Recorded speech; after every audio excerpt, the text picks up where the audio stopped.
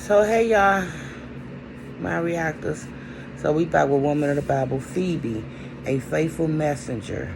Phoebe, like other women in both the early churches and the churches today, sacrificed countless hours for the advancements of God's wisdom through her various churches ministries.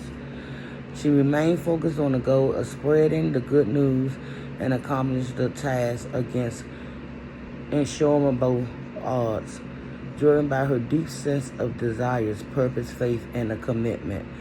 Phoebe traveled many miles in order to deliver the Apostle Paul's letter to the Christians at Rome. This letter was important for the content would be what will become the bridge to understanding God's plans for future Christians. Phoebe's steadfast motivation touched the hearts of countless people who otherwise may not have been receptive to the gospel. Without this diligent and faithful service, we might not have the book of Romans from which to read and garner spiritual insights. Phoebe's goes virtually unnoticed in the Bible text, and many servants of Christ today, especially women of color, goes unnoticed too. However, Phoebe's work was very important.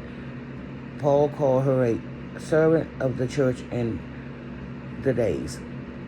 Used in this way, the word servant probably refers to the position of women deacons or deaconess. She served those who were receiving this message of salvation, and she carried that message to others. While our work may be trying at times, we must focus on the outcome. Others will be blessed in ways we cannot foresee. It is natural to want recognition and affirmation for our work. However, we must not lose focus when we are not acknowledged. Our true rewarder sees our hard goals and knows what to do.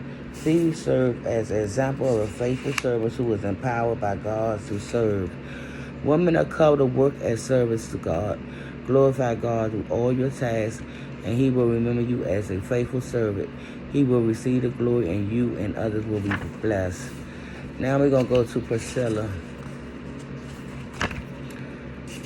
And after that,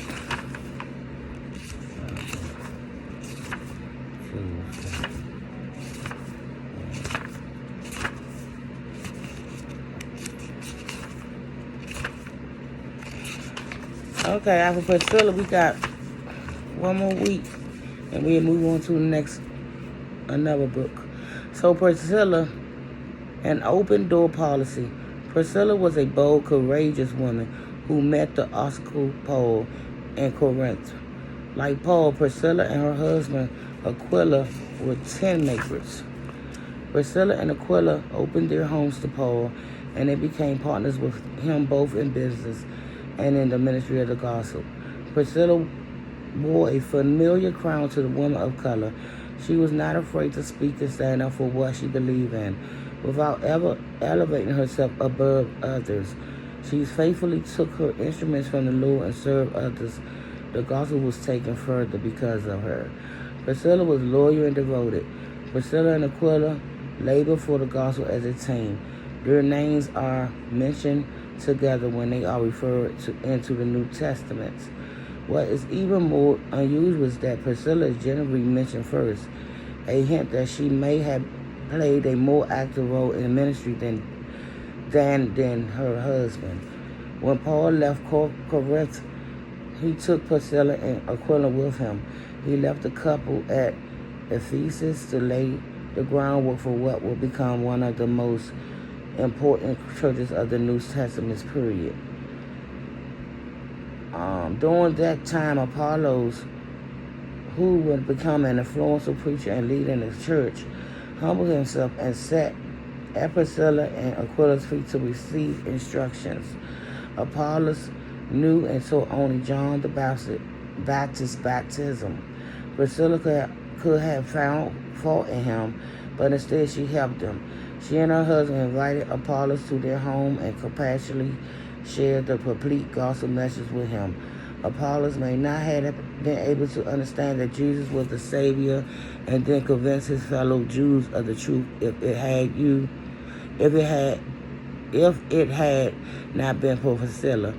Just like so many women who are full of love, wisdom, and courage, Priscilla remained a witness and a student of the gospel.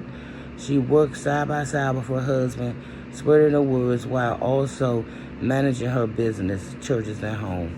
And we'll be back with the last chapters next week. Bye, my reactors.